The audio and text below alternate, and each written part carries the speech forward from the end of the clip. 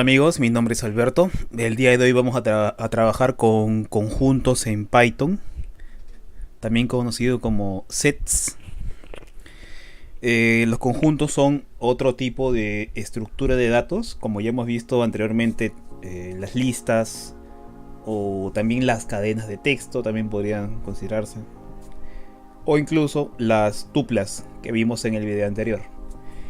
En este caso nos toca trabajar con los conjuntos y bueno, ¿qué podríamos decir rápidamente de los sets o conjuntos? Es que también son una estructura de datos, también permiten almacenar y ordenar la información, pero que tienen una particularidad, que pueden ser tratados como se pueden tratar los conjuntos, es decir, haciendo intersecciones, haciendo uniones, o sea, muy parecido a lo que se hace en, por ejemplo, a través de los comandos SQL cuando queremos hacer consultas en bases de datos.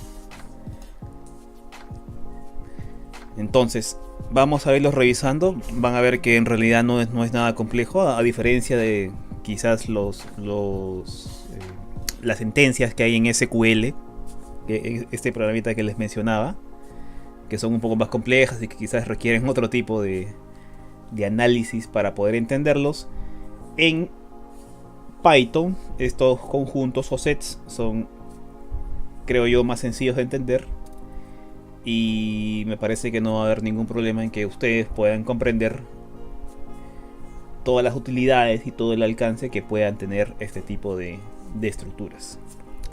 Así que bueno, empecemos abriendo nuestro editor Visual Studio Code. En este vamos a trabajar aquí creando, vamos a crear un nuevo archivo y ahora le vamos a llamar sets, ¿no? Sets o conjuntos, ¿no? .py. Muy bien, vamos a agrandarlo un poco para que se pueda ver un poco mejor. Creo que aquí es suficiente.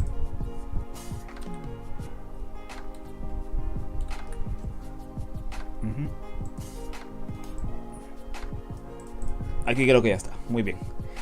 Entonces, vamos a poner acá nuestro primer set.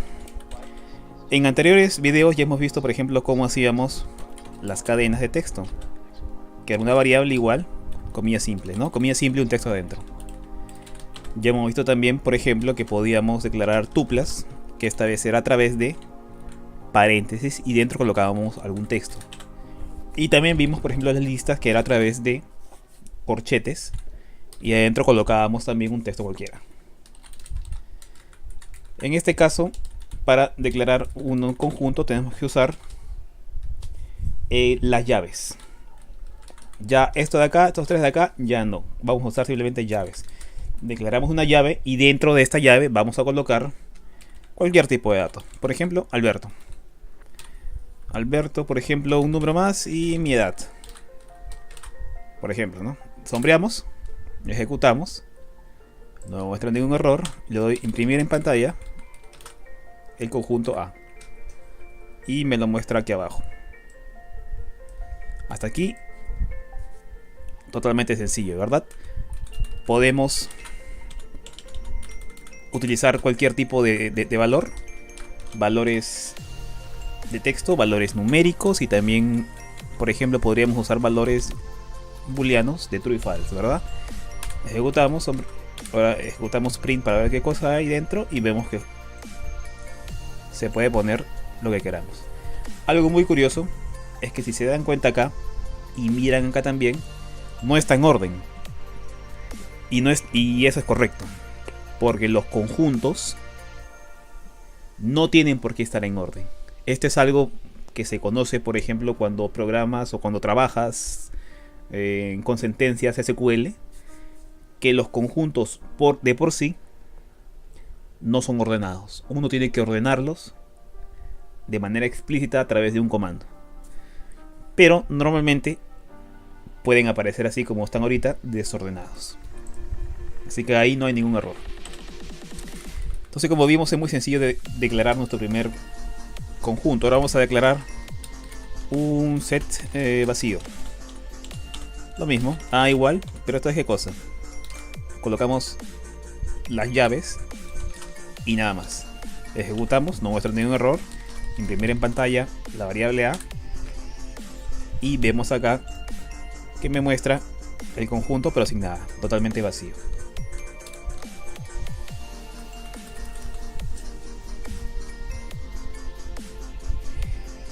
Ahora, ¿qué pasa si por ejemplo queremos hacer un conteo de elementos dentro del conjunto?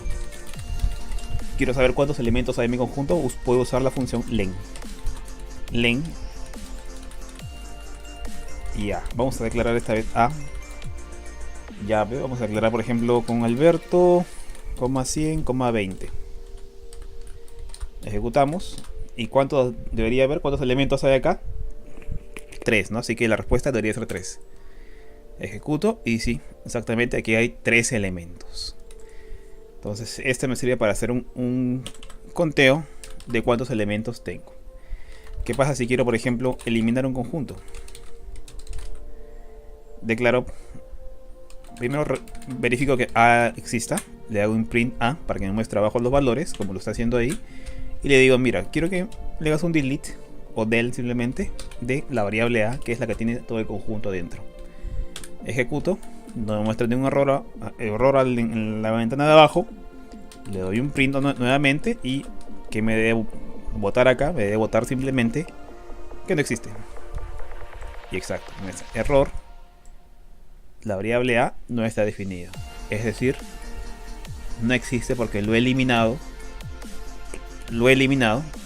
justamente con esta sentencia del. ¿Qué pasa ahora si quiero por ejemplo insertar un valor en mi conjunto? Tengo por ejemplo este conjunto, Alberto, Juan, Pedro. Muy bien, quiero imprimirle en pantalla, quiero para ver qué cosa hay. Muy bien, tengo todo abajo, todo está perfecto hasta ahorita. Pero quiero insertar un nuevo valor. Simplemente coloco la lista de la variable que tiene los valores del conjunto a.add. Abro y cierro corchetes, paréntesis, y dentro coloco por ejemplo otro nombre, no sé, Beto, se me ocurre otro más, voy a añadir 3 más, María y no sé, José. Sombreo los 3 por ejemplo, ejecuto y voy a ver nuevamente qué cosa hay dentro de mi conjunto. Y veo acá que aparte de los 3 primeros que había, que era Alberto, Juan y Pedro, se han añadido 3 más, que son justamente los que había yo añadido a través de mi comando add. Nótese otra vez que está en desorden, pero es algo propio de los conjuntos, o de la teoría de conjuntos, ¿no? Que no obliga a que un conjunto sea ordenado. ¿Puedo añadir, por ejemplo, 2 a la vez? No se puede. Miren, ejecuto acá y me muestra un error. Añadir solamente un argumento. 2, no. ¿Qué pasa si, por ejemplo, esta vez no quiero eliminar el conjunto, sino simplemente quiero limpiarlo? Es decir, quiero que se mantenga creado, quiero decir que todavía exista, pero que dentro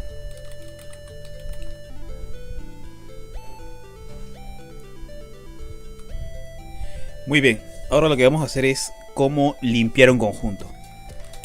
Ojo que limpiar el conjunto no quiere decir eliminar el conjunto. Simplemente el conjunto va a seguir creado, pero los datos que están dentro de nuestro conjunto van a ser eliminados. Aquí voy a revisar qué cosa hay dentro de print A. Bueno, veo que hay 6 items, que son los 6 que están acá abajo. Y le quiero dar, por ejemplo, que me limpie todos sus valores. A.clear.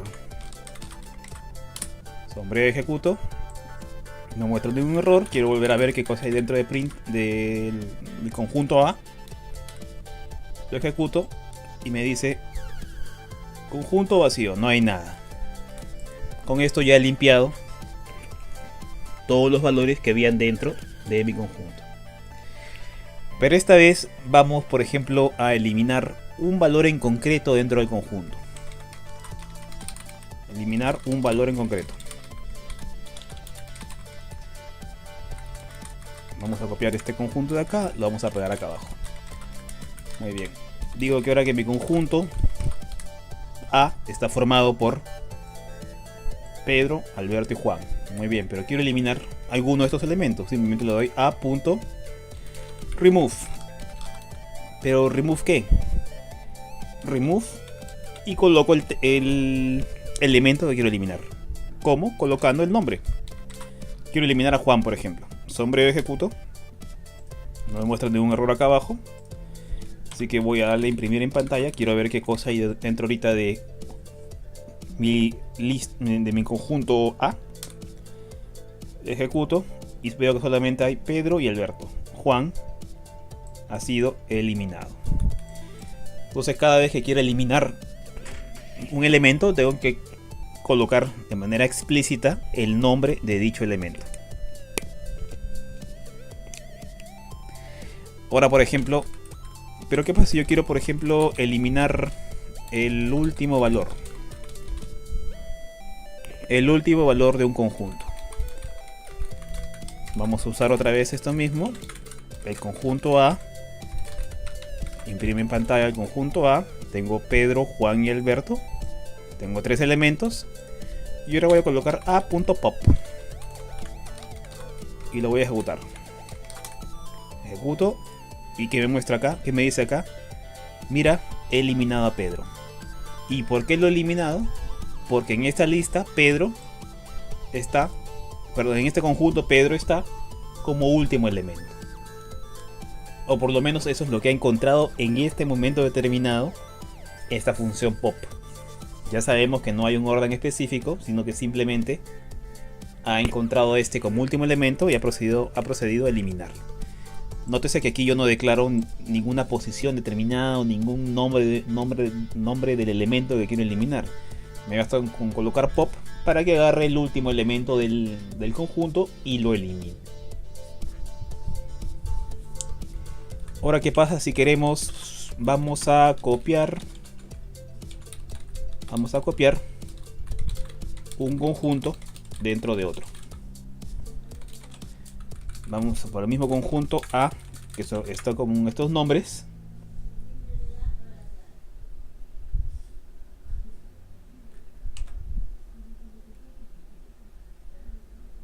Y también tengo, por ejemplo, un conjunto B. Pero esta vez está conformado por números. 100, 200, 300. Vamos a sombrearlo. No me bota ningún error. Me dice A vale esto. B vale esto. Magnífico. ¿Qué puedo hacer acá? Si quiero copiar un conjunto dentro de otro, simplemente le digo, mira, B, que antes tenía estos valores, 100, 200 y 300, va a ser igual a A. Ya sabemos que es Alberto, Juan y Pedro. Voy a sombrear esto, B igual a A. No me bota ningún error. Le doy a imprimir. ¿Imprimir qué? ¿Imprimir qué conjunto? El conjunto B, que es el que quiero revisar porque es el que ha recibido los elementos del otro conjunto. Le doy B y aquí aparece. El conjunto B ahora es Pedro, Juan y Alberto. ¿Qué he hecho? Todo lo que está en A lo he volcado hacia B a través de esta simple igualdad. Entonces es una forma de pasar los datos de un conjunto hacia otro. Pero yo no quiero simplemente pasar los conjuntos de un lado hacia otro. Lo que quiero hacer es unir dos conjuntos, unir dos sets. Vamos a usar los mismos conjuntos que usamos antes. Muy bien. Aquí hay había uno de más. Muy bien. Quiero que me imprimas A para ver qué cosas hay en A. Pedro, Alberto y Juan me aparece abajo. Ahora imprime B. Me aparece 200, 100, 300. Muy bien, y ahora le digo, quiero que los unas. Puedo ponerlo así, A.union, union, ¿pero a qué? A B. Es decir, me estoy uniendo el conjunto A y el conjunto B. Ejecuto y aquí me muestra acá abajo. Me muestra acá abajo el resultado, que no es más que la unión de los dos conjuntos en uno solo. Ahora vamos a ver un tema que es un poco más interesante y para quienes conozcan, por ejemplo, de SQL les puede ser muy útil. Bueno, y también van a estar seguramente muy acostumbrados a esto. Son las operaciones de conjunto. Operaciones de conjunto.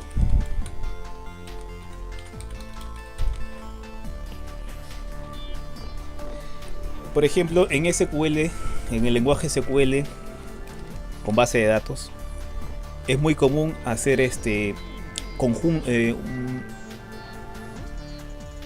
revisar mediante comandos si es que dos conjuntos de datos tienen elementos en común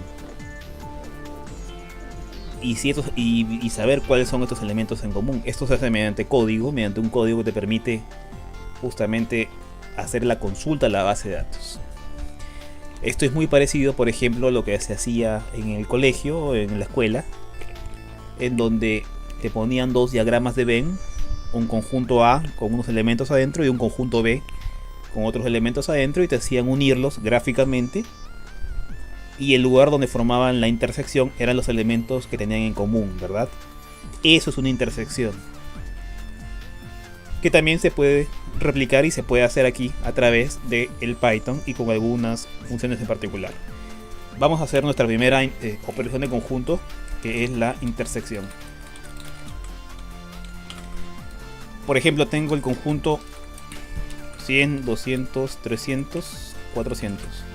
Y tengo el conjunto B, que es 200, 400, 600, 800. Ejecuto, ya tengo print A y print AB también para ver ambos conjuntos, y aquí los tengo.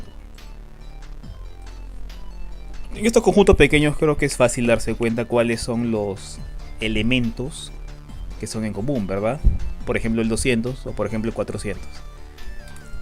Pero quiero usar una función para saberlo a través de Python, entonces simplemente coloco aquí el conjunto A.intersection. Intersection ¿con qué? Con el conjunto B. Sombrío, ejecuto y aquí me lo muestra. Lo que me dice que 200 y 400 son los elementos en común entre ambos conjuntos. ¿Qué pasa, por ejemplo, si tengo conjuntos, vamos a volver a repetirlo, que no tienen nada en común? Por ejemplo, 500, 600, 700. Aquí, como es evidente y fácil de ver, no hay ningún elemento en conjunto, así que lo que va a votar simplemente debería ser vacío. A intersección con B, ejecuto. Y como les digo, me muestra simplemente set vacío, o sea, conjunto vacío.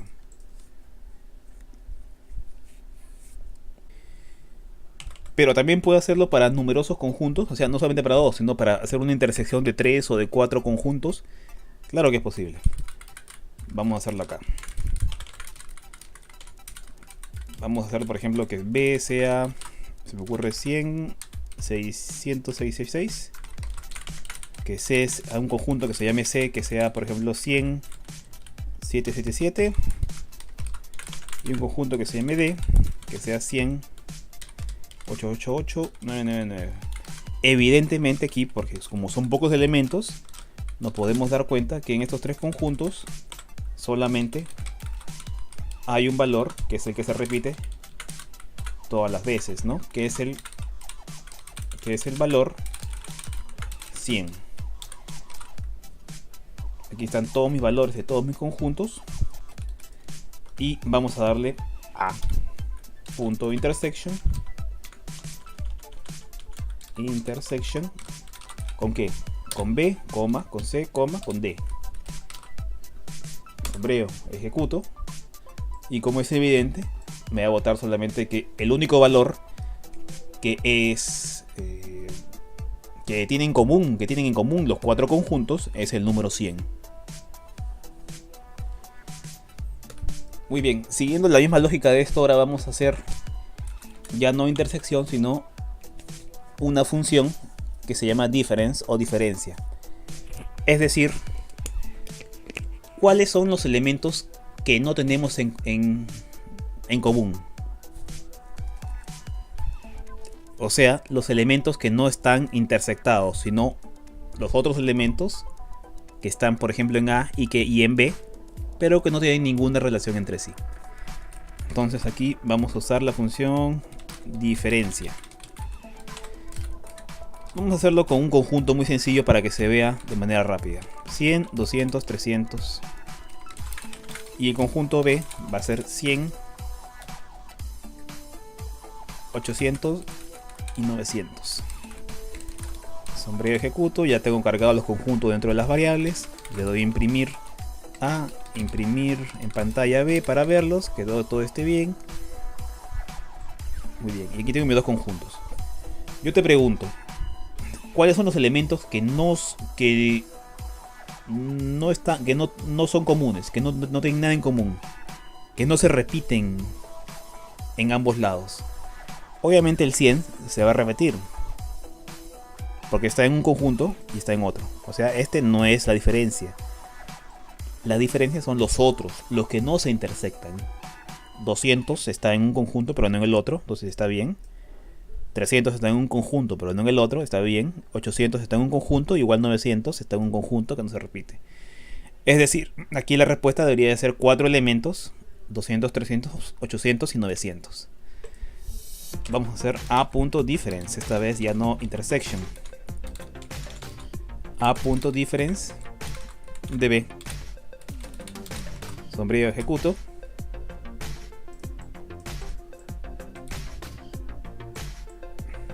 Muy bien. Sombrero ejecuto y me muestra esto. Aquí, ¿por qué me sale solamente 200 y 300? Porque le estoy diciendo, mira, ¿cuál es la diferencia de elementos que están en A que no están en B? 100 sí está, pero 200 no está y 300 no está. Me va a mostrar 200 y 300, que es justamente lo que me muestra acá. Pero ustedes me dirán, ¿y los otros elementos 800 y 900 por qué no los muestra? No los muestra porque yo estoy haciendo las preguntas o estoy que hago la consulta solamente por A. Si estoy partiendo de A, si parto de A, aquí en esta sentencia, le digo que solamente me muestra los elementos de A. Si quiero los otros valores tendría que hacer algo así, B.difference, y esta vez colocar A como el otro conjunto. Ejecuto y aquí sí me da 800 y 900, que son los faltantes.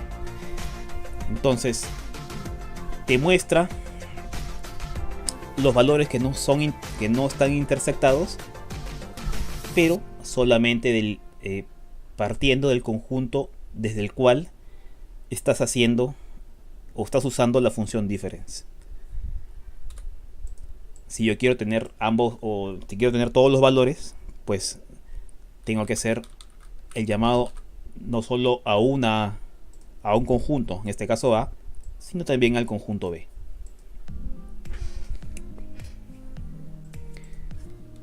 Ahora lo que vamos a revisar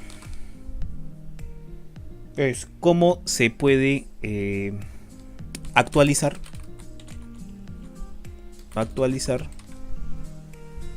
un valor.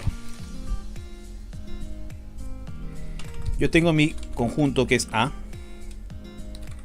y declaro así: 100, 200, 100, 200, 300, 400. Aquí un simple conjunto. ¿Qué pasa si yo, por ejemplo, coloco A.update, que es actualizar en inglés, ¿verdad? Y le hago lo mismo.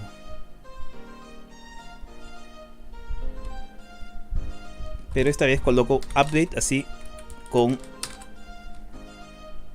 paréntesis y dentro coloco mi nueva lista: 101, 102, 103 y 104.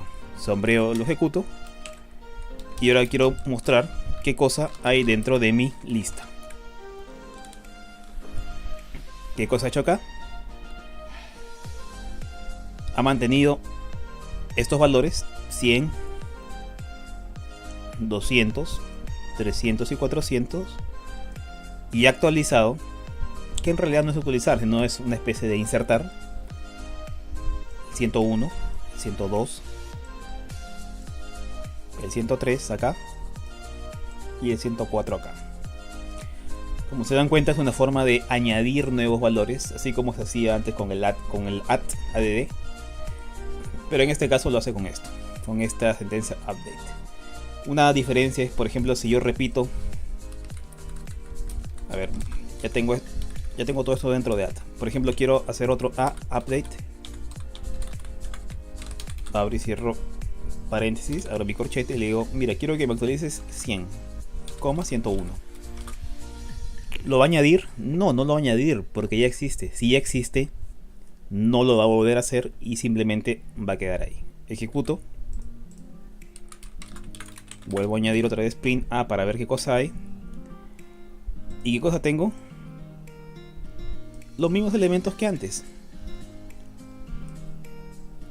Ha detectado que ya están ingresados y por eso es que no los vuelve a insertar, porque esto simplemente ya existe.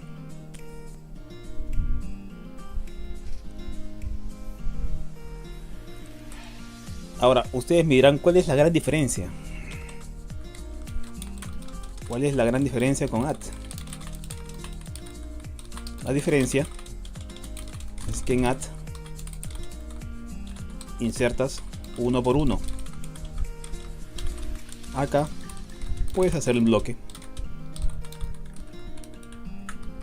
Puedes hacerlo en bloque o en conjunto. Puedes declarar un montón de nuevos números, darle un update e insertarlos todos en un nuevo conjunto. En cambio, en el add es uno por uno. Esa creo yo que es la mayor ventaja de usar update sobre add.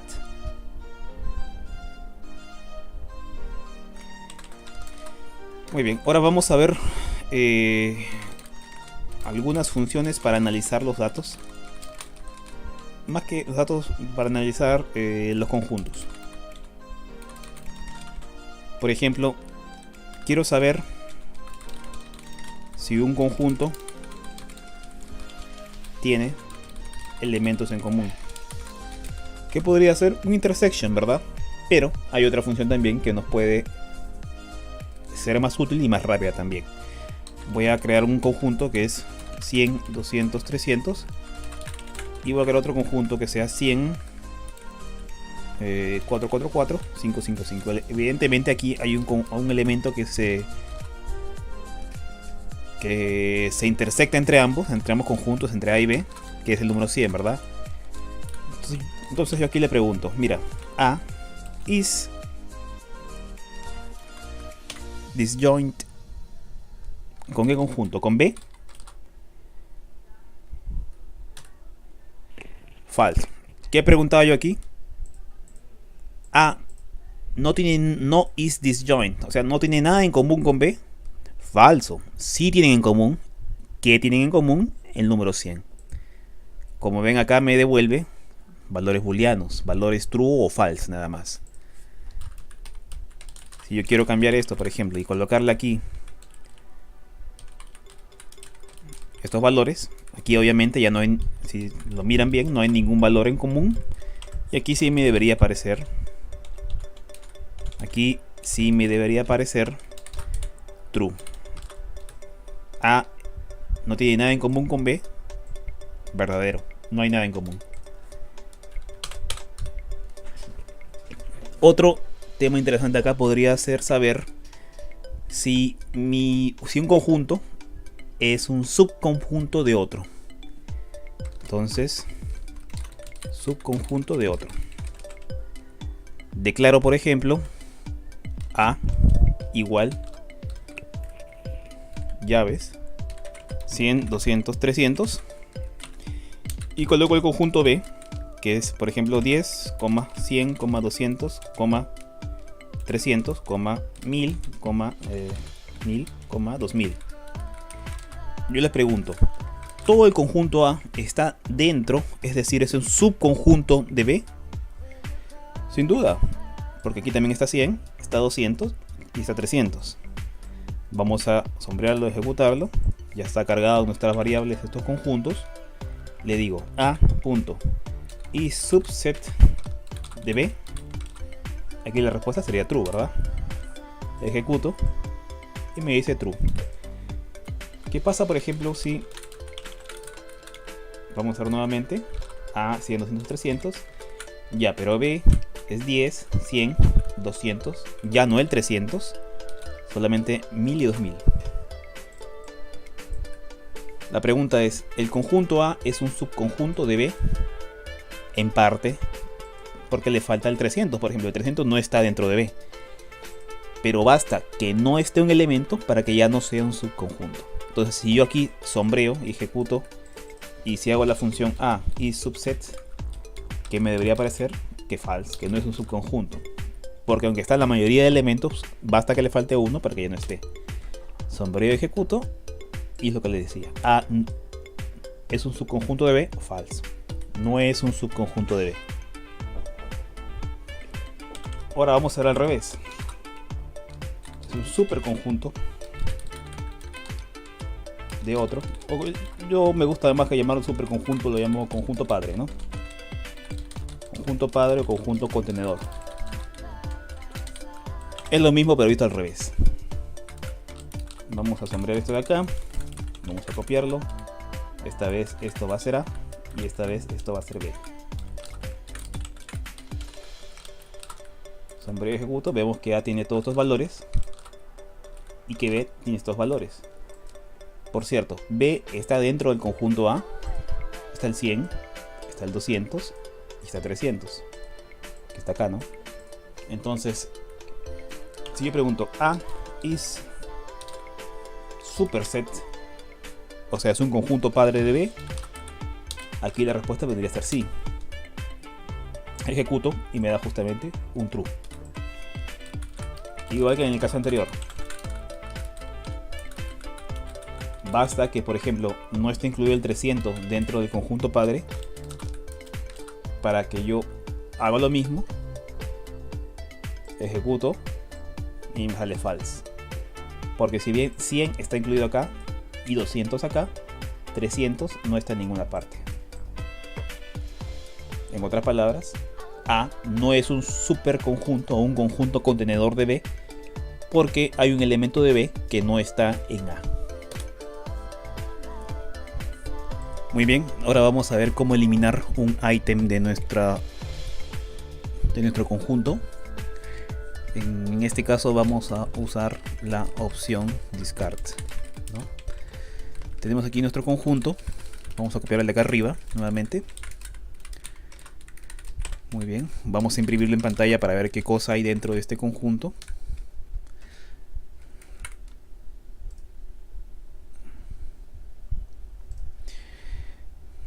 Observo que aquí están todos estos valores y ahora lo que voy a hacer es usar la opción discard para poder eliminar uno de estos valores. En este caso, por ejemplo, el valor número 100.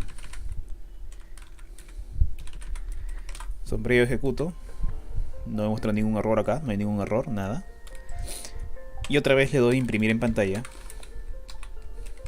los elementos de mi conjunto A. Ejecuto otra vez y aquí vemos que están todos los elementos menos el valor 100 que ha sido eliminado. Ahora, hay algo muy curioso, que esto es muy parecido, por ejemplo, a la cláusula que vimos hace un momento, que era remove, que también sirve justamente para poder eliminar algunos elementos del conjunto. ¿Cuál es la diferencia? Que en remove, cuando uno coloca un ítem y este no existe, simplemente bota un error. En cambio, en discard, uno colocas un elemento que no existe y no te bota ningún error. Vamos, por ejemplo, a hacer un discard de un número que no exista, ¿no? Por ejemplo, 6666. Sombrero ejecuto. Y vemos que acá no me muestra ni ok ni errado, no me muestra nada.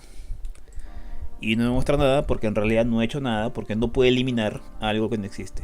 Así que si lo que uno quiere es evitar que te muestre algún tipo de error, puedes usar discard también como una posible función. O como la función a usar en este caso. Otra función interesante es hacer la búsqueda en nuestro conjunto. Pero en este caso haciendo uso de la búsqueda a través de la función in. Voy a copiar este conjunto que tengo acá. Lo voy a ejecutar. Voy a imprimir en pantalla para ver qué cosa hay dentro de mi conjunto A.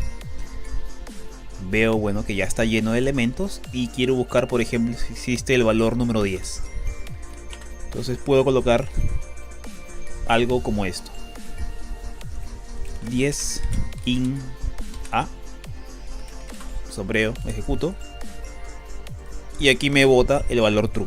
Quiere decir que dentro del conjunto A sí existe el elemento 10. Si busco un elemento que no existe, por ejemplo, ese número dentro del conjunto A, sombrero ejecuto, me da acá que no existe.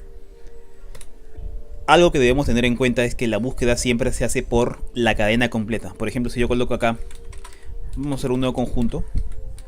Esta vez que tengan nombres adentro, por ejemplo Alberto, y otro nombre más, a ver, Juan, se me ocurre. Sombrero ejecuto, imprimo qué cosa hay dentro de A. Está Alberto y Juan, muy bien. Si yo quiero hacer, por ejemplo, la búsqueda de Alberto dentro del conjunto A, me va a botar un true. Como bota acá, porque sí está dentro del conjunto. Pero si yo coloco, por ejemplo, una parte de la cadena Alberto, por ejemplo ALB, está dentro de A, aquí me debe botar un false. Porque a pesar de que ALB sea parte del nombre Alberto, como no es todo completo, me va a mostrar que no se encuentra.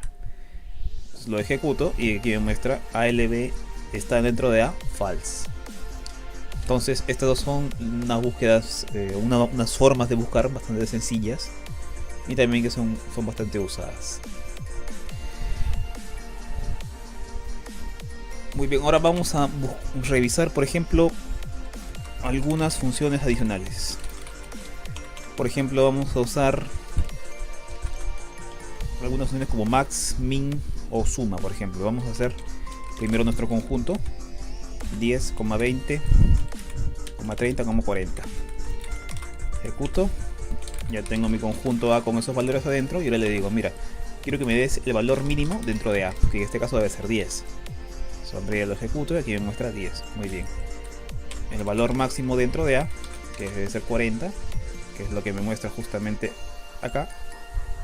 Y por ejemplo quiero que me muestres el valor de suma. ¿Qué pasa si sumas todos los valores que están dentro del conjunto?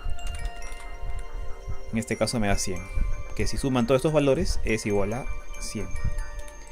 Entonces son unas funciones bastante rápidas como para poder trabajar o para poder hacer algunas operaciones matemáticas dentro del conjunto de manera rápida, ¿no?